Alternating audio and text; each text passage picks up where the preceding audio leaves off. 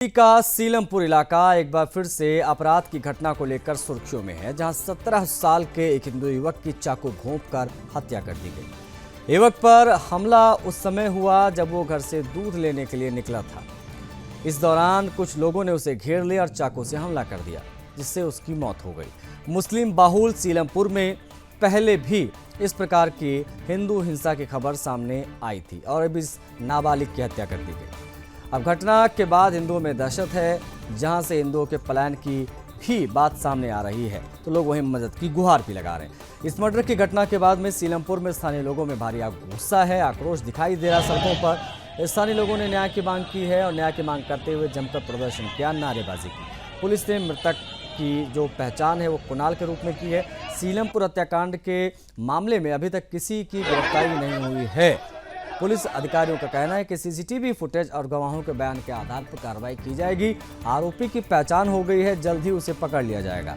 वहीं घटना के बाद स्थानीय लोगों ने इलाके में चौपाल लगाकर अपनी नाराजगी जताई। लोगों का कहना है कि इलाके में लगातार अपराधियों की वजह से पलायन करना पड़ रहा है।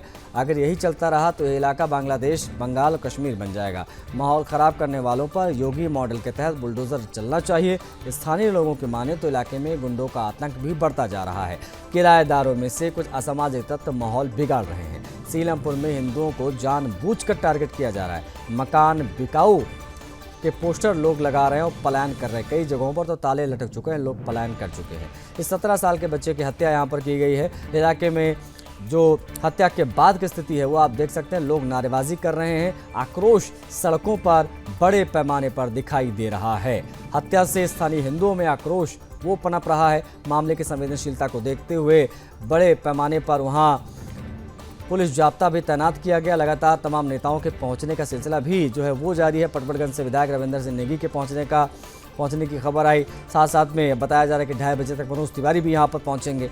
लेकिन कुल जमा यही है कि लगातार इस क्षेत्र में संवेदनशीलता जो है वो नहीं दिखाई दी पुलिस ने। पहले अगर दिखाते इस पूरे मामले को लेकर, जिस प्रकार से सुदर्शन न्यूज़ ने हमेशा की तरह चिताया था कि इस पर कानूनी कार्रवाई होनी चाहिए, लेकिन देखिए 9 दिनों के भीतर ये दूसरी हत्या, कई सवाल खड़े हो रहे हैं।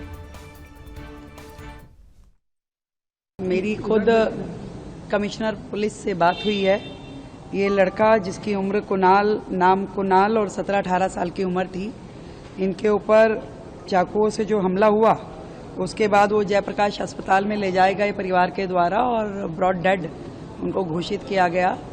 और जिन लोगों के नाम हैं जिसने हत्या के दोषी जिनको कहा जा रहा है, उनके पीछे लगातार पुलिस है और हमें पूरी उम्मीद है कि वो बहुत जल्द पकड़ लिए जाएंगे और परिवार के साथ पूरा न्याय होगा।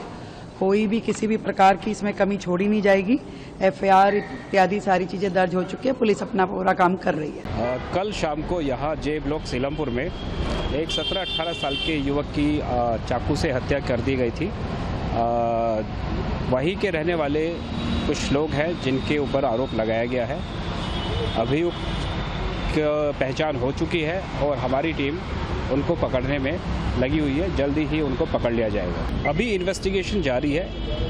अभी तक जो 2 लोगों के नाम आए हैं हमारे सामने, उनके पीछे अभी हमारी टीम लगी हुई है और हम उन्हें अरेस्ट करेंगे। अगर किसी भी और लेडी का या किसी और का भी नाम अगर आता है और इन्वेस्टिगेशन में शामिल पाए जाते हैं, अगर लगता है कि ऐसा उसमें उनकी भूमिका है, तो उनके खिलाफ सख्त कार्रवाई की जाएगी और उन्हें भी अरेस्ट किया जाएगा।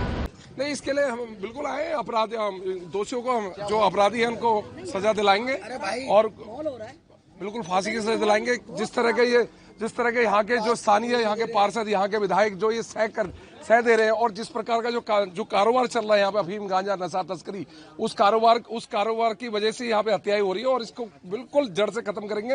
प्रशासन अपना काम कर रही है और हर हमारे यहाँ के जो बीजेपी से विधायक लड़े अनिल जी और हम पूरे परिवार के साथ खड़े और भाजपा पूरी खड़ी है और प्रशासन से, सरकार से पूरी मदद मिलेगी। हिंदू पलायन कहीं कुछ नहीं कर रहा है, हिंदू यहीं रहेगा। हिंदुस्तान छोड़ के क्यों जाएगा? जिसको जाना है जाए, बिल्कुल नहीं जाने देंगे अपने लोगों को। हम मजबूती से खड़े हर तरीके से। ब्रह्मपुरी में भी हम मजबूती से खड़े थे। ब्रह्मपुरी में जो वहां पे मस्जिद बन रही थी उसको सील कराई, भाई साहब ने बिल्कुल रुकवाया। और यहाँ भी अगर कोई ऐसी बात हो रही है, हम लोग मजबूती से खड़े।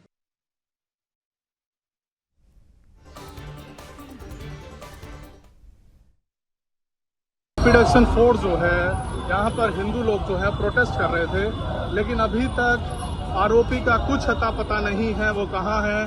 पकड़ा नहीं गया है, लेकिन हिंदू लोग यहाँ प्रोटेस्ट ना करें इसलिए तमाम भारी पुलिस बल जो है वो यहाँ पर तैनात किया गया है।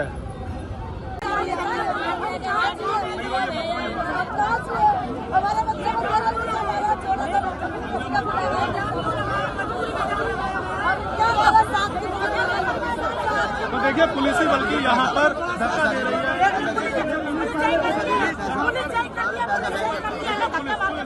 दे रही है, लेकिन अभी तक यहाँ पर आरोपियों को तो पकड़ा नहीं गया।